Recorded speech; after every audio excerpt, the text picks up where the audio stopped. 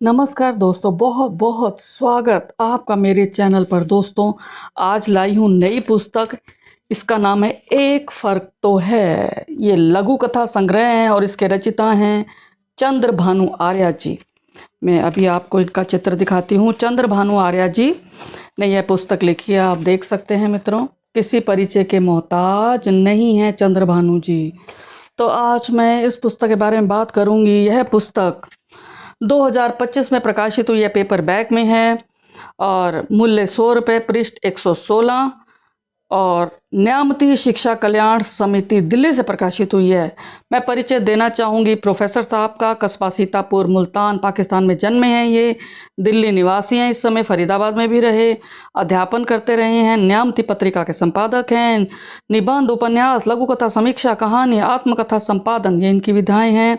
सिराइकी भाषा के लिए आजकल ये बहुत काम कर रहे हैं। हरियाणा साहित्य अकादमी तथा अनेक संस्थाओं से सम्मानित साहित्यकार हैं ये। इनके 4 लघु कथा संग्रह आ चुके हैं और एक सिराइकी में भी अनुदित है। लगभग 648 लघु कथाएं लिख चुके हैं। और समीक्षा की बात करती हूँ तो इस पुस्तक में 108 लघु कथाएं हैं, 108 मन के कह लीजिए, जो अपनी विशिष्ट शैली के लिए ये लघु कथाएं जानी गई हैं। भाषा साहित्यिक है, परिष्कृत है, शैली कुछ अलग है, अर्थात लक्षणा, शब्द शक्ति और व्यंजना भावलीय हैं। करारे व्यंग्य हैं इनमें आज के हालात पर। आज लेखक, राजनेता जो चाटुकारिता, आत्मशलाघा रोग से पीड़ित हैं, उन्हें खूब खींचा इन्होंने लघु कथाओं के माध्यम से। पारिवारिक हैं, परिपक्व हैं, सामाजिक विषय भी हैं, शिक्षाप्रद, नीतिपरक हैं, संदेशप्रद हैं। विभिन्न आयु के पात्रों के माध्यम से इन्होंने अपनी बात कही है। लघु कलेवर है, सोदेश्य हैं, क्या हो रहा है और क्या होना चाहिए, ये दोनों बताए गए हैं इनमें। अर्थात सोच को सजाती संवारती हैं ये लघु कथाएं, मार्गदर्शक हैं। और प्रत्येक लघु कथा एक पृष्ठ में समाई है। एक आध है जो 1.5 पृष्ठ में। और लघु कथा के नीचे घर का पता और दिनांक लिखा है। रोचक हैं ये, पठनीय हैं। और कुछ लघु कथाओं के विषय में चर्चा करना बहुत ज़रूरी है। बहुत सारी अच्छी लगी जो मैं बताऊंगी आपको। प्रथम है अकथ कथा। बहुत सुंदर इन्होंने दृष्टांत के माध्यम से बताया है कि बिन मांगे मदद करनी चाहिए। एक भिखारी आता है बिना कुछ कहे, उसकी हालत देखकर ही जो इसका पात्र है, मुख्य पात्र, वो उसको अंदर ले आते हैं, पानी पिलाते हैं, खाना देते हैं, साफ करते हैं, कपड़े पहनाते हैं और वो गदगद हो जाता है भिक्षुक। और ऐसे ही अकेलापन है। ये युवा पुत्र की अकस्मात मृत्यु के बाद डॉक्टर मनोहर लाल अवसाद में चले जाते हैं और उन्हें कौन निकालता है? उनके पूर्व सहयोगी का एक युवा पुत्र मधुर है। वो उनको बड़े प्रेम से समझाता है, तब जाकर वे अवसाद से बाहर निकल आते हैं। कई बार क्या होता है मित्रों, परिस्थितियों पर हमारा बस नहीं होता, हम अवसाद में डूबने लगते हैं। ऐसे में कोई ना कोई एक अपना, हम जो भी अवसाद में जाता है या हम ही हैं, तो हमें निकालने में कामयाब हो जाता है। तो इसीलिए कहते हैं कि किसी ना किसी का साथ होना बहुत ज़रूरी है। एक उद्देश्य होना चाहिए आपके जीवन का। और क्योंकि मैं देख रही हूँ आजकल बहुत सारे लोग अवसाद में डूब रहे हैं, ऐसा नहीं होना चाहिए। सामाजिक दायरा बढ़ाना चाहिए और अपनी सोच को सकारात्मक रखें। अब मैं बात करती हूँ अगली लघु कथा की, अचार।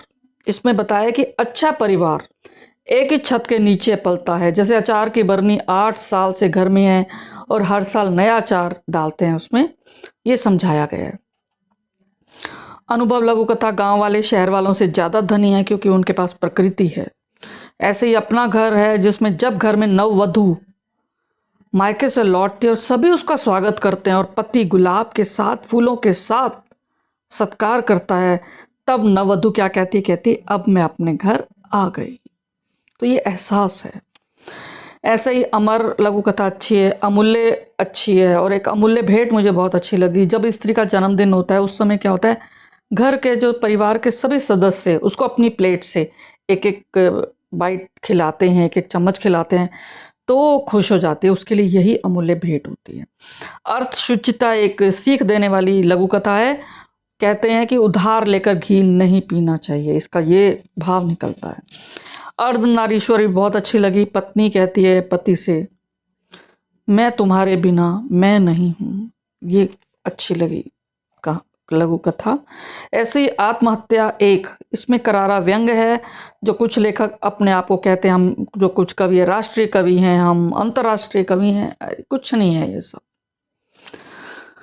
ये सब आत्मशलाघा रोग से पीड़ित हैं। जो भी कलाकार है, जो व्यक्ति इससे पीड़ित है, मुझे लगता है वो आत्महत्या ही करता है। और आत्महत्या 2 में इन्होंने ये भी अच्छी लगी, इसमें बताया है भाव है कि क्रोध और भक्ति कभी साथ नहीं हो सकते। जिसको भक्ति करनी है उसे क्रोध को त्यागना होगा। ऐसे ही आधा गिलास है, इसमें बताया पानी की बर्बादी ना करें। आपके बाद क्या होगा, ये भी एक चिंतन का विषय है। क्योंकि अक्सर देखा है जो लोग बीमार हो जाते हैं वो कहते हैं कि हे भगवान, हम चले गए तो इस संस्था का क्या होगा, हमारे घर का क्या होगा। मित्रों, इसमें बताया गया कि कुछ नहीं होता।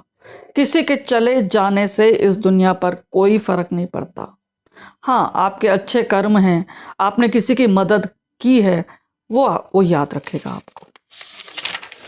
ऐसे ही इसलिए खाली जगह, ये भी विचित्र कथानक इसमें बताया कि एक घर में पूर्वजों की फोटो लगाई है एक व्यक्ति ने, और पत्नी के पूर्वजों की भी लगाई है, और एक खाली फ्रेम कि मेरे मरने के बाद मेरी फोटो यहाँ लगा दे। क्योंकि सच बात है, हमें अपने पूर्वजों का कुछ फोटो ही नहीं है हमारे पास। तो अगर आप लोगों को कहीं से मिले फोटो तो आप संभाल कर रखिए। हम अपने बच्चों को क्या देकर जाएंगे कि हमारे पूर्वज कौन थे।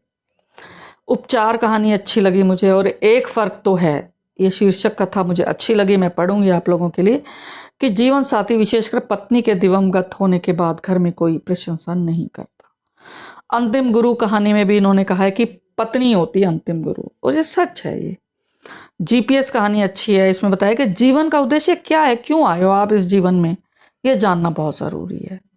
तो मुझे बड़ी अच्छी इनकी परिपक्व कहानियां हैं। ऐसा लगता है क्योंकि हमारे साथ भी ऐसा ही हो रहा है, हम आप बीती सी लगती हैं ये लघु कथाएं।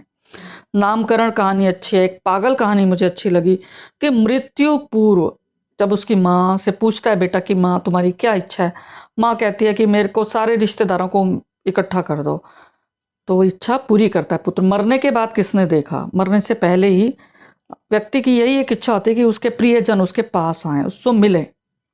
तो ये इच्छा मुझे लगता है पूरी करनी चाहिए।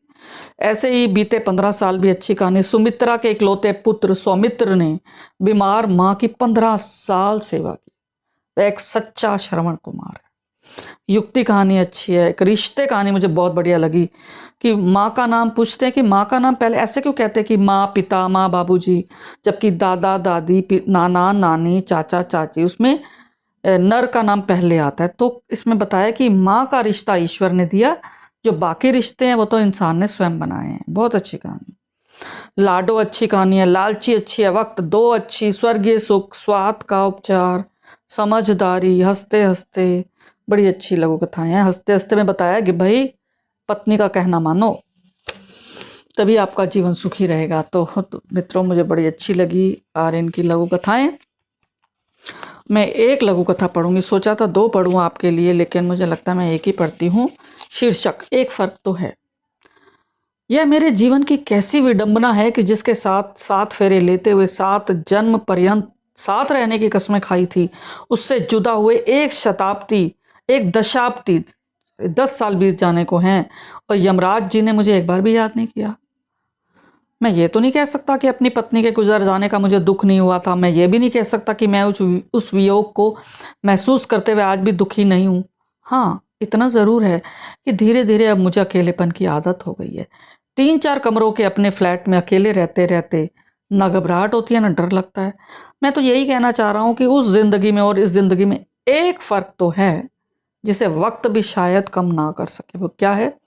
पहले मैं कुछ भी गलत करता था तो वो फटाक से या तो ताने देती थी, आलोचनाओं के तूफान आ जाते, और जब मैं अच्छे काम करता था तो वाह वाह क्या कहने, आप तो छा गए। जैसे शहद शहद वाणी, गुलाब गुलाब मुस्कुराहट मुझ पर न्योछावर हो जाती। लेकिन अब चाहे मेरा सार्वजनिक अभिनंदन हो, चाहे मैं बहुत मधुर गजल सुनाकर मस्ती में झूमता हुआ घर में पहुंचूं, किसी चेहरे पर कोई स्मित रेख नहीं, किसी होंठ पर प्रशंसा का एक बोल तक नहीं। हाँ, मुझसे कुछ गलत सलत हो जाए तो घर के सारे सदस्य अद्भुत एकता का परिचय देते हुए उदारता पूर्वक आलोचना करने में जुट जाते हैं। पहले प्रशंसा करते हुए पत्नी सारी दुनिया को सिर पे उठा लेती थी, पर आलोचना एकदम एकांत में करती थी, फुसफुसाहटी वाणी में। बहुत सुंदर बात की है इन्होंने कि यही होना चाहिए, आलोचना करो एकांत में, प्रशंसा करो सबके सामने। और उसके बाद कहते हैं, और अब प्रशंसा सुनना तो जैसे बीत गए जन्म की बात हो, पर आलोचना के नारे आवाज की बुलंदियों से भी ऊंचे चले जाते हैं। बस तब की जिंदगी में और अब की जिंदगी में यही एक फर्क है, उसे आप महसूस करें ना करें, आपकी मर्जी, आपकी मर्जी, आपकी मर्जी। धन्यवाद दोस्तों, फिर मिलेंगे अगली कड़ी के साथ। तब तक मुझे आज्ञा दें। शुक्रिया, धन्यवाद।